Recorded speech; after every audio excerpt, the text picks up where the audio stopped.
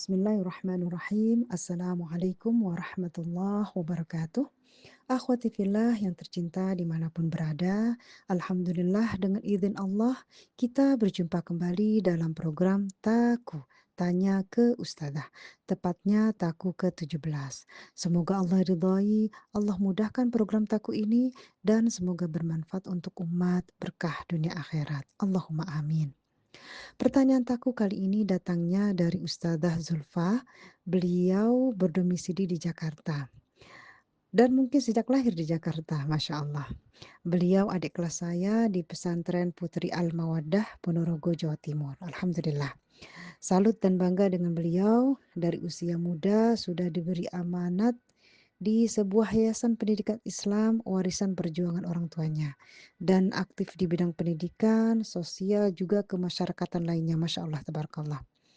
Alhamdulillah beliau termasuk jamaah kajian tafsir dan karimah. Karimah adalah kajian rutin fikih muslimah. Keduanya, baik kajian tafsir maupun kajian fikih ini adalah kajian rutin bulanan setiap Ahad, minggu ketiga dan keempat. Alhamdulillah. Kita doakan semoga Ustazah Zulfa diberikan kekuatan lahir batin, dimudahkan, diberkahkan umur, ilmu, harta, serta semua urusan, semua hajat-hajat serta perjuangan beliau dan keluarganya. Begitupun dengan kita dan keluarga kita semua. Allahumma amin ya rabbal alamin. Pertanyaan beliau ada dua seputar fikih sholat. Namun untuk memudahkan jawabannya akan kami bagi di dua episode taku biidznillah. Pertanyaan pertama, Ustazah, bagaimana hukumnya jika bacaan takbir tidak sempurna? Contoh misalnya saat bangun dari sujud ke posisi berdiri untuk melanjutkan rakaat. Kan kita baca takbir ya, Allahu Akbar. Tapi karena lama berjeda dari gerakan sujud ke posisi awal berdiri, maka ucapan takbir tersebut terputus sebelum berdiri tegak. Bagaimana Ustazah? Apakah itu sah atau bagaimana menyikapinya? Masya Allah, terima kasih atas pertanyaannya. Bermanfaat untuk saya dan jamaah lainnya biidznillah. Dan saya kira banyak di antara kita kadang mengalami hal yang sama, menyelesaikan ucapan Allahu Akbar di tengah-tengah atau sebelum kembali tegak berdiri menuju rakaat berikutnya. Baik, saya akan mencoba menjawab pertanyaan ini. Bismillah, walhamdulillah, wassalatu wassalamu ala rasulillah, wa ala alihi wa sahbihi wa mawalah, amma ba'd. Adinda Zulfa dan akhwati fillah yang dirahmati Allah, sebagaimana yang telah kita bahas pada beberapa kalimah dalam beberapa tema fikih salat, bahwa takbir pada salat secara umum terbagi dua, yaitu takbiratul ihram dan takbiratul intiqal, ya. Takbiratul ihram yaitu takbir pembuka salat, ya. Kenapa disebut takbiratul ihram? Karena sesuai dengan namanya. Jadi setelah di awal kita mulai sholat kan mengucapkan Allahu Akbar.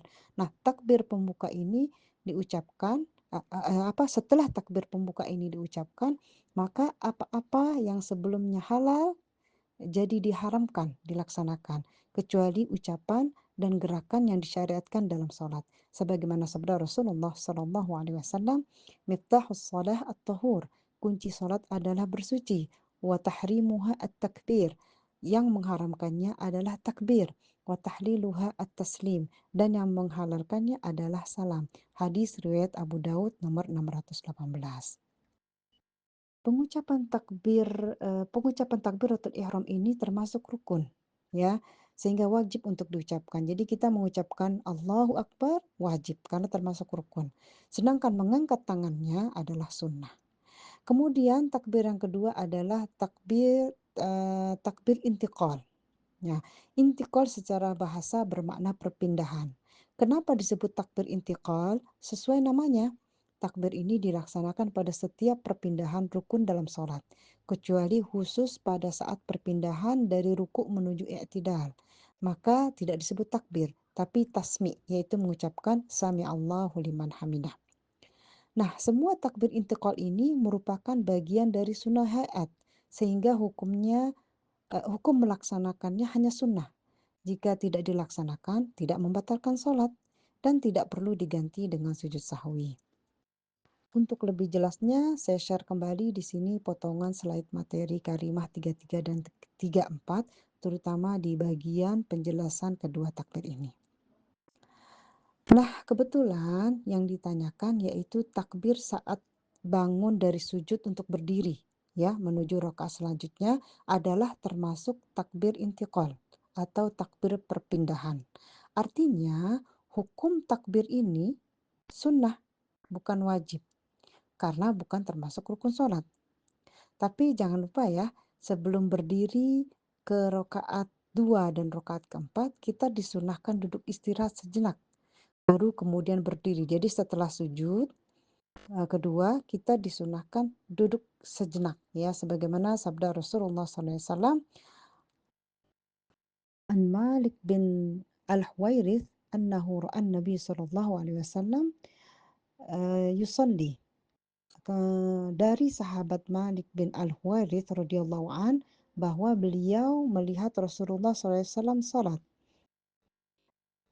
Ketika Rasulullah SAW salat pada rakaat ganjil, tidak berdiri langsung ke rakaat selanjutnya, kecuali beliau duduk atau duduk istirahat terlebih dahulu. Hadis riwayat Bukhari.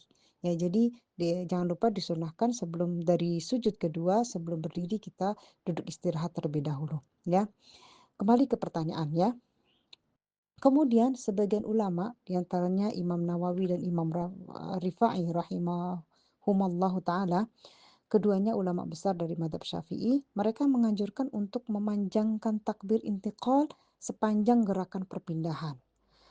Artinya, jika jarak bergeraknya jauh, seperti dari sujud ke berdiri, maka takbir intiqalnya lebih panjang. Berdasarkan dalil dari hadis Ibnu Mas'ud radhiyallahu anhu, kana Rasulullah sallallahu alaihi wasallam yukabbiru fi kulli khafdin wa rafa'. Rasulullah SAW bertakbir setiap gerakan naik dan turun. Hadis riwayat Ahmad nomor 3659. Jadi jelas bahwa Rasulullah selalu mengucapkan takbir saat intikal atau perpindahan gerakan rukun sholat. Dan beliau usahakan durasi pengucapan takbir berbarengan atau menyesuaikan panjang dan pendeknya dengan perpindahan gerakan rukun selanjutnya. Ya. Nah, akhwati fillah, dari penjelasan ini dapat kita simpulkan, tentunya kesimpulan dari pendapat ulama yang berdasarkan dalil-dalil dari hadis Rasulullah SAW, bahwa tidak mengapa dan sah sholatnya jika menyelesaikan ucapan Allahu Akbar di tengah-tengah atau sebelum kembali tegak berdiri menuju rakaat berikutnya. Ya, walaupun terputus belum sampai berdiri, maka tetap sah sholatnya. Walaupun idealnya pengucapan kan Allahu Akbar ya, pengucapan barnya Allahu Akbarnya pas saat tegak berdiri. Walaupun idealnya seperti itu. Ya, tapi tidak mengapa bila terputus sebelum kita berdiri.